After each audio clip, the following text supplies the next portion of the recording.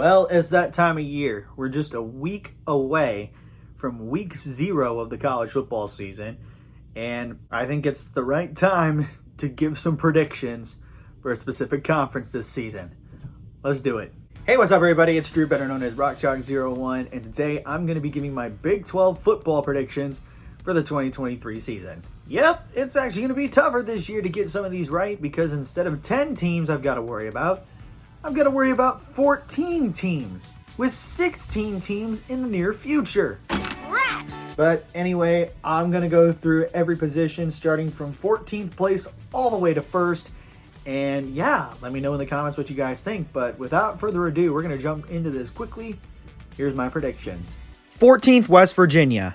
Old country roads ain't gonna do a dang thing this year. 14th place, I've got West Virginia. Now, the Mountaineers did lose a lot when it came to people from the transfer portal, and them picking guys up really didn't help them either. Yeah, Neil Brown's squad is gonna have a tough one this year.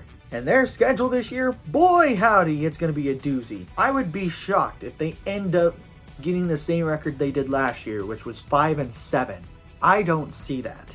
Tartar sauce. Because their conference schedule doesn't really help them, and their non-con definitely doesn't help them. They've got Penn State on the road in Happy Valley, and they got Pittsburgh at home, which Pittsburgh's probably one of the better ACC teams. They need help. And then there's a good chance that Neil Brown at the end of the season might get fired. And that's almost inevitable because he's probably got the hottest seat right now in all of college football. So unfortunately, I've got the Mountaineers in last. 13th, Houston. We got ourselves a newbie. In 13th, I've got Houston. Now, the Cougars did really well last season going 8-5. The only downside of it is that they were in the American. This year, they're going to the Big 12. And do I feel like they're going to live up to the hype? And no. Most notably why they won't is because they had a huge negative transfer portal turnover. Because they lost a lot of guys in the portal, especially one of them being a running back that ended up going to play for Deion. And I know he ain't going to see the field because of nepotism. That's Deion Sanders for you. Give me my theme music! I mean, they have a decent schedule. I can see them pulling maybe a 6-6 season at best. But unfortunately, I don't see Dana Holgerson's squad doing very well in their first year in the new conference. So I don't have him in last, but it's not a good season. I've got him in 13th. 12th, Iowa State. You know, I really could put this team in last, but I feel like they'll do just a little bit better. 12th place, I've got Iowa State. Now, the Cyclones really struggled last year to put points on the board. Their defense was okay, but the offense couldn't do a lick of scoring. That's unfortunately led to losses, and unfortunately for Iowa State, it was their first last place finish since 2014, and I don't see them improving much. And this also doesn't help them with the whole gambling scandal that is going on at Iowa State, which might put Hunter Deckers suspended indefinitely until further notice. And yeah, they play 2 Iowa schools in the first 2 weeks, which they might end up going 0-2, but you never know. Unfortunately, I don't have Iowa State going very high up the ranks, but I don't have them finishing in last. I do have them in 12th place, though. 11th, Oklahoma State. I would say that this is the hottest take of the season, in my opinion, but they don't have a quarterback. 11th place, give me Oklahoma State. The Cowboys look good on paper. Mike Gundy's squad always looks good on paper. But when it comes to practice, they choke. They could have won the Big 12 title game. Was a yard short. They could have been really good last season. They just crapped the bed because they don't have a defense and their offense really didn't help them either. Same situation. This time, add the fact that they don't have a quarterback. All they have basically is Garrett Rangel and Gundy's son. This might be the first time in Mike Gundy's whole tenure at Oklahoma State, which is 19 seasons strong, that he might be on the hot seat to get fired in Stillwater. Now, they could definitely prove me wrong and be one of the top teams in the conference, but I don't see it. So unfortunately for the Pokes, I've got you in 11th. 10th, UCF. Probably the most tropical place in Big 12 history. Their football team I don't think they'll be good. They could prove me wrong. 10th place, I've got UCF. The Central Florida Knights under head coach Gus Malzahn is going to be under some new leadership, as they've got not one, but two new coordinators, both on offense and defense, in their first seasons, which might hurt the team, even though they return almost half their productivity. Now, they did well in the American for a good change, but they are moving over to the Big 12, which does give the Big 12 the Orlando market, which is really cool. I just don't know how UCF is going to do in its first season. I would say they're going to fall a bit. They could definitely prove me wrong. They've got a lot of the pieces on offense that makes them really talented, and they could really do some damage. With two new coordinators, I just don't see them succeeding as well. Now, they might be a near bowl team in my eyes, but I think they'll miss out on going to a bowl game. But I do have them higher up in this, so at least they're in the top 10. But I've got them in 10th place. 9th, Cincinnati. Well, we saw Twin 1. Here's Twin 2. 9th place, I've got Cincinnati. Now, the Bearcats were really good the last couple of years. In fact, being one of the first group of 5 teams to make it to the college football playoff. And they had a pretty decent season last year, which I think they went like 8-5, I believe. Now, the one difference is that they were under the leadership of Luke Fickell, who is now at Wisconsin. Now in comes Scott Satterfield to be the head coach of the Bearcats. And I don't think he'll live up to the hype of Luke Fickell in his first year. This could be completely different from seasons onward. I see him more as a 5-7, 6-6 team. They might make a bowl this year. I mean, they didn't have too much turnover when it came to transfers and recruits. So I consider it a middle-of-the-pack year for Cincinnati. And, you know, it's your first year head coach. Expectations can't be going through the roof like crazy. But I think this is going to be reasonable for them in their first year in the Big 12. So don't be too pissed off, Cincinnati fans. I'm trying to be nice. I gave you 9th place. 8th, Kansas. If any of you people were thinking that I was going to place Kansas any higher than this, you might think I'm a lunatic. 8th place, I've got Kansas. Around the halfway point, more towards the bottom half of the conference. But Kansas looks like they're going to be on the rise this year. Basically, 85% on offense and defense are returning this year. The largest returning group in the country, in front of Missouri by about 3%, which is a lot of good things happening. We're from Kansas, Jayhawkers, and proud of it. You got Big 12 preseason Offensive Player of the Year in Jalen Daniels coming back. You got first team all-conference running back Devin Neal coming back. Preseason all Big 12 first team cornerback in Kobe Bryant returning. We've got Craig Young coming back. Kenny Logan's back. Luke Grimm, Quentin Skinner. We got all those guys coming back.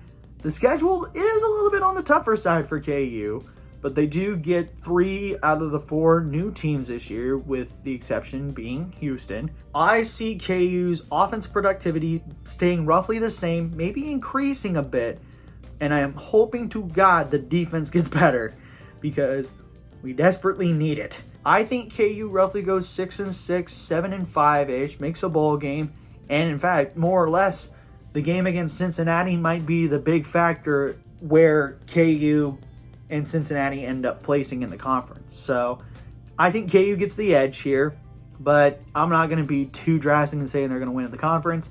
I've got them 8th. 7th, BYU. This is what I believe to be the best newcomer in the Big 12 this year. 7th place, I've got BYU. Kalani Sitake's team looks pretty good. Not gonna lie. Although they were independent for like a long time, and I think it was like over 10 plus years, they're finally back in a conference for the first time in a while, and I think they'll do okay. They got guys that can really run the offense really well, do well on defense. The only downside of them not being closer to the top 5, maybe even top 4, is they do have a new defensive coordinator this year, so the defense might kind of struggle. But other than that, I think BYU will be pretty good this year and make a bowl game and give the Big 12 some big hype, as they're the first team in Utah this year. So yeah, BYU finishes in the top half of the conference, but in the lower portion, I do give them 7th place. 6th, Baylor. All right, Baylor, you better not do anything stupid because a lot of people have you going in many different directions. 6th place, I've got Baylor. Now, Dave Aranda's squad looks like they basically did nothing.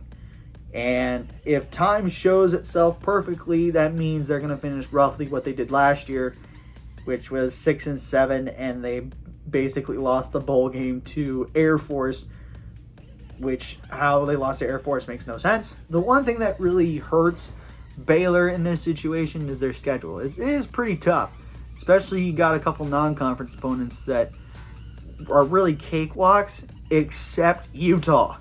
That game is at Baylor on September the 9th, which, oh boy, that'll be fun to watch. Other than that, you get TCU on the road, you get Kansas State on the road, and then you get Texas and Texas Tech at home, which I think you lose all 4 of them, but I think you'll be pretty decent. I mean, it will save Aranda's job at least, because, I mean, he's on a semi-lukewarm hot seat, but I think you'll be fine this year and finish towards the top half of the conference. So, yeah, Baylor, I've got him 6th. 5th, TCU. All I gotta say is, the CFP run that TCU had was an absolute dud because they lost the championship game. Now, 5th place, I've got TCU. Sonny Dykes' squad with Max Duggan as the quarterback. They were really good. 13-2, making it all the way to the CFP National Championship game before getting the worst championship game loss in history. Now, this year isn't going to be much better. Can they be on top like everybody else thinks? And the answer is no. TCU is going to have a downgradable year. Now, they'll still be decent, but I could see them going like 8-4 and they'll be considered a dud year, which sucks. I mean, shoot, their schedule doesn't help them. Oklahoma, Texas, Baylor, Texas Tech, and Kansas State. They're going through a gauntlet in what I consider to be one of the toughest conference schedules this year. But I think they pull out some wins. I think they make it to a high-seeded bowl game for the Big 12, and they get to go some places. So, yeah, don't have them going all the way down to the bottom, but they're in the top 5 in 5th place. 4th, Oklahoma. Wow, Boomer Sooner is trying to rebuild and rebuild fast. 4th place, I've got Oklahoma. Brent Venables' squad looks so much better than what they did a season ago, which is probably considered one of Oklahoma's worst seasons in school history. But I don't see them doing much damage this year. I think they do some because they have a decent schedule for themselves. But I think they'll lose some games that will just be kind of But I mean, they do get some productivity coming back. Dylan Gabriel was huge to get back for his senior season. So, yeah, they look like they're poised to be better than last year, which will save Brent Venables behind. So, yeah, I've got the Sooners in 4th. 3rd, Kansas State. All right, Kansas State. Don't let me down in this situation. 3rd place, I've got Kansas State. The Wildcats look great this year. Not gonna lie. They have some dudes that are gonna be problems. Will Howard especially is going to be a problem for many teams. Now, they do lose some guys on the offensive side, most notably Malik Knowles and Deuce Vaughn, but I think they've got enough guys to basically turn them over and make stars in Manhattan. And their schedule looks pretty decent. I could see them going 10-2, maybe even 11-1. The only games that I can see them losing at this point, Texas Tech, TCU, and Texas. Other than that, there's a good chance that K-State walks away with this one. Now, my mindset says they're going to be 10-2, which the 2 teams that they lose to are the first 2 teams in the Big 12, in my opinion. But, hey, a 10-2 record, a big bowl game appearance, and 3rd place, you take it. So, yeah, I'm going to give the Wildcats 3rd place. 2nd, Texas Tech. Wreck 'em, boys. Wreck 'em. 2nd place. I know it's a shock, but give me Texas Tech. The Red Raiders look, oh boy, they look dangerous. They could be the Big 12's dark horse And I believe it. I have them going 11-1. 11-1. And making it to the title game. Which I believe. And Texas Tech fans, correct me if I'm wrong. I think it's their first Big 12 conference title game in school history. And I've got them going this year. But Joey McGuire's squad, what can you do? They finished 4th last year with like a 7-5 record. But this team returned a lot back this year.